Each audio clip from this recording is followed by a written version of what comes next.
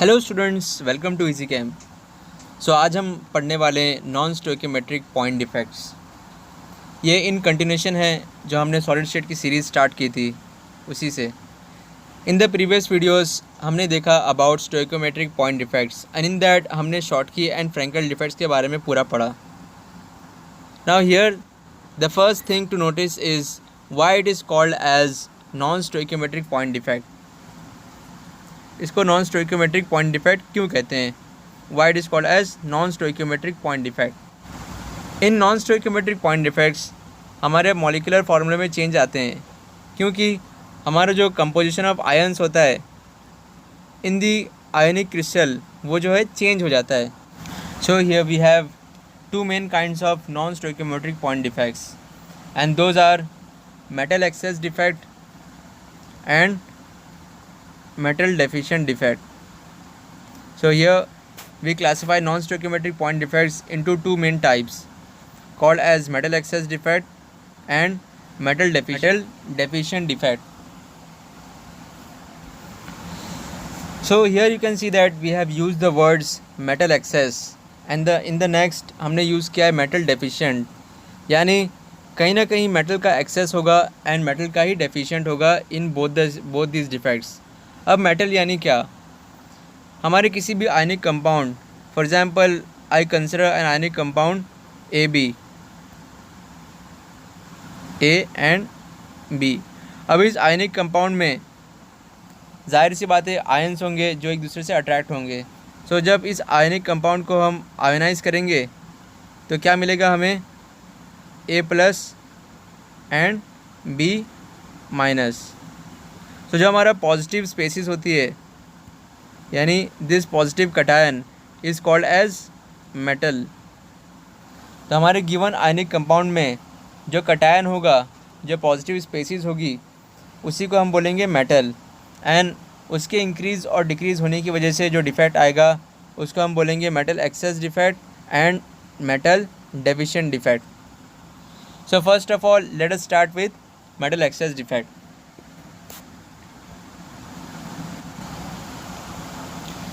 Now in metal excess defect हम दो तरह के डिफेक्ट्स पढ़ते हैं। मेटल का एक्सेस दो तरह से हो सकता है। अब नाम से पता चल रहा है हमें मेटल को एक्सेस करना है इन आर आयनिक कंपाउंड। सो ये दो तरह से हो सकता है, या तो नंबर ऑफ कटायंस इंक्रीज़ हो जाए as compare to the anions, या तो नंबर ऑफ अनायंस जो है डिक्रीज़ हो जाए as compare to the cation in our given crystal structure. कैसे? सो इसको हम दो तरह से क्लासीफाई करते हैं। The first one is extra cation and the second one is, जो फर्स्ट हमारा डिफेक्ट होगा वो होगा, जो फर्स्ट हमारा डिफेक्ट होगा डैट इज़ एक्स्ट्रा कटायन। इसके अंदर कटायंस जो है एक्सेस हो जाएगा कटायंस का। And in the second case anion vacancy, हमारा जो वैकेंसी क्रिएट होगी वो due to the vacancy of anion. So in both the cases हमारे पास जो मेटल होगा यानी जो कटायन होगा वो क्या हो जाएगा? इन एक्सेस हो जाएगा हमारे गिवन आयनिक क्रिस्टल में। सो इन दोनों डिफेक्ट्स को हम with the help of diagrams study करने वाले हैं एक एक करके। सो let us start with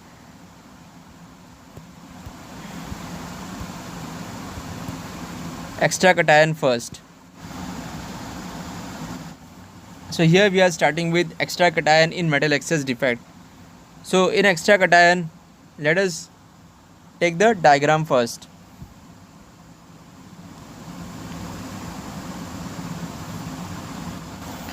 So ये हमने ले लिया है metal excess defect due to an extra cation.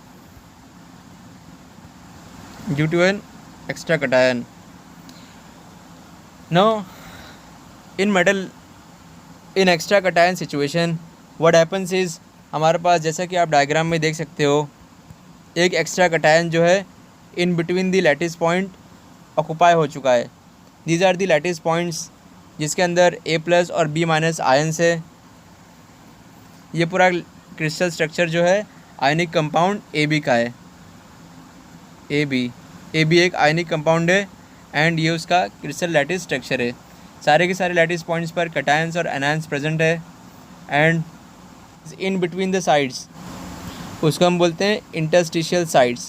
That is at some interstitial sites there are presence of cations and an electron. अब कटायन प्रेजेंट होने की वजह से हम इस डिफेक्ट को बोलते हैं मेटल एक्सेस डिफेक्ट, क्योंकि अगर आप देखो that is the number of cations और नंबर ऑफ एनायंस को आप जब कंपेयर करेंगे यहाँ पर, तो नंबर ऑफ कटायंस जो है इंक्रीज़ हो जाएगा due to this presence of extra cation at this place. And उसी के कोरिस्पॉन्डिंग में एक इलेक्ट्रॉन भी जो है ऑक्यूपाई कर जाता है eight any of the interstitial site, जैसे कि यहाँ पर आप देख सकते हो। इसी को हम कहते हैं metal excess defect due to an extra cation. अब इस डिफेक्ट की ख़ास बातें क्या होती है? कुछ इंपॉर्टेंट पॉइंट्स है जो हमें याद रखने हैं in metal excess defect due to extra cation. वो पॉइंट्स ये है कि जैसे कि एक एक्स्ट्रा कटायन इंटरस्टिशियल साइट पर ऑक्यूपाई कर चुका है, उसी के कोरिस्पॉन्डिंग में आप देख सकते हो कि एक इलेक्ट्रॉन भी at any of the interstitial site occupy कर जाएगा। So our crystal lattice as a whole remains electrically neutral. ये इलेक्ट्रिकली न्यूट्रल रहता है because the number of positive charge as well as the number of negative charge remains constant. अब क्या ये कैसे? जैसे ही एक कटायन ने ऑक्यूपाई किया इंटरस्टिशियल साइट, उसी के कोरिस्पॉन्डिंग में एक नेगेटिव चार्ज डैट इज़ एक इलेक्ट्रॉन ने ऑक्यूपाई कर लिया at one of the interstitial site. So इसी तरह नंबर ऑफ पॉजिटिव और नेगेटिव चार्ज हमारा क्रिस्टल लैटिस स्ट्रक्चर था AB का, वो क्या हो गया? न्यूट्रल हो गया। That is it became electrically neutral. So first point हमें याद रखना है कि in metal excess point defect the electrical neutrality is maintained. Electrical neutrality is maintained. This is the first point that we have to remember for metal excess defect. So इसके बाद हम देखेंगे about metal excess point defect due to anion vacancy. So let us start with the help of our diagram. अब हम देखने वाले हैं metal excess defect due to anion vacancy. So let we take the lattice diagram of it.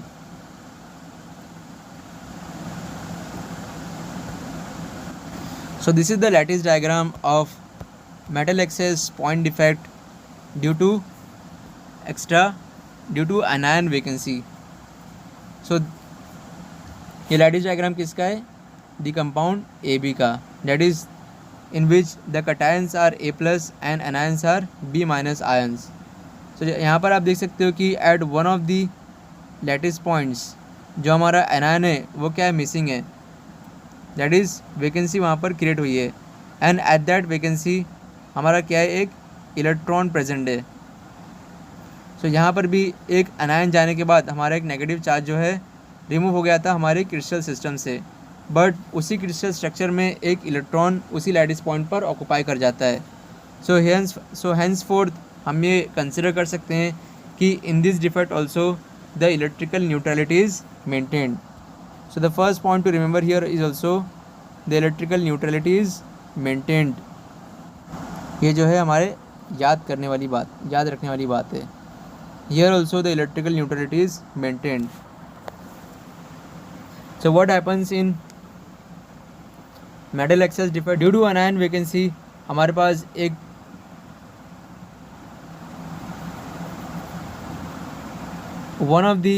due to anion vacancy हमारे पास one of the lattice point जो है vacant हो जाता है एंड उसी लैटिस पॉइंट पर एक इलेक्ट्रॉन ऑक्यूपाई कर जाता है। That is electrons remain trapped in anion vacancy. So henceforth हम ये कंसिडर करते हैं that electrical neutrality is maintained. एक और ख़ास बात होती है the in metal excess defect due to anion vacancy, जो ये इलेक्ट्रॉन लैटिस पॉइंट पर ऑक्यूपाई कर जाता है, इसकी वजह से जो हमारा आयनिक कंपाउंड होता है इसके अंदर एक स्पेशल प्रॉपर्टी आती है। उसकी वजह से हमारे आयनिक क्रिस्टल को एक स्पेसिफिक कलर इम्पार्ट होता है एंड ऐसे सेंटर्स को जहाँ पर इलेक्ट्रॉन्स जो है ऑक्यूपाई कर जाते हैं at the lattice point of the anion vacancy, ऐसे सेंटर्स को हम बोलते हैं F centres. What we call is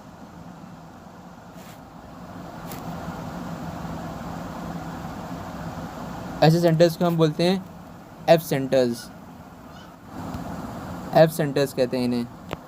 so F centres what they do, they impart colour to the crystal. ये हमें याद रखना है। So this is important that we have to remember for metal excess defect due to ion vacancy. यहाँ पर जो vacancy create होती है उस पर एक इलेक्ट्रॉन जो ऑक्यूपाई कर जाता है, एंड बिकॉज ऑफ दैट हमारा इलेक्ट्रिकल न्यूट्रलिटी जो होती है वो मेंटेन रहती है। एंड इलेक्ट्रिकल न्यूट्रलिटी मेंटेन होने के साथ साथ एक और प्रॉपर्टी आती है जिसकी वजह से हमारे क्रिस्टल को जो है कलर इम्पार्ट होता है। एंड उस पॉइंट्स को, उन लैटिस पॉइंट्स को जिन पर वैकेंसी क्रिएट होने के बाद इलेक्ट्रॉन्स ऑक्यूपाई करते हैं, उनको हम बोलते हैं F centres. This is important. अब due to metal excess defect हमारे पास जो है एक स्पेशल एक्स्ट्रा प्रॉपर्टी आती है in both extra cation and in anion vacancy also. In both the types of metal excess defects हमारे पास एक एक्स्ट्रा प्रॉपर्टी आती है। हमारे पास दो तरह के सेमीकंडक्टर्स होते हैं, one is an type semiconductor and the other one is P type semiconductor. One is an type semiconductor and the other one is P type semiconductor. So in both the cases difference क्या होता है, in an type semiconductor हमारे पास जो electrical conductivity वो due to presence of negative charge होती है, and in P type semiconductor हमारे पास जो इलेक्ट्रिकल कंडक्टिविटी होती है वो होती है due to presence of positive charge, P for positive and N for negative. So in case of metal excess defect हमारी जो इलेक्ट्रिकल कंडक्टिविटी होगी इन द आयनिक क्रिस्टल वो आप बताओ due to N type semiconductor होगी या फिर due to P type semiconductor होगी।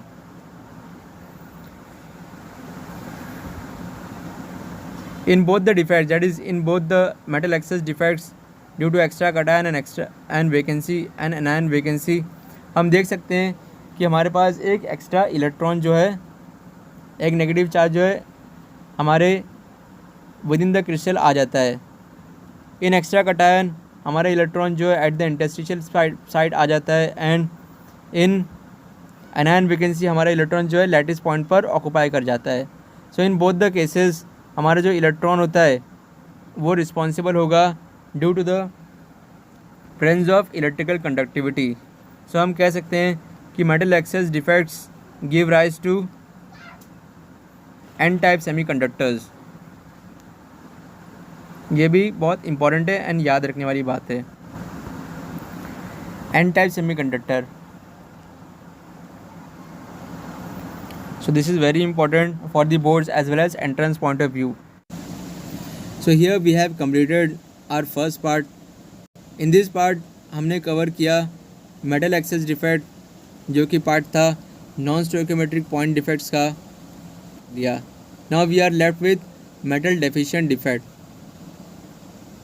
In the upcoming videos I am going to discuss you with metal deficient defects. So till then, see you in the next videos. Hope this video will be useful to you, and if you liked it, please share with your friends, share with your classmates, and share with all the students who are going to appear for entrance exams as well as for boards. It is important to understand all such important chemistry concepts. Goodbye and thanks for watching.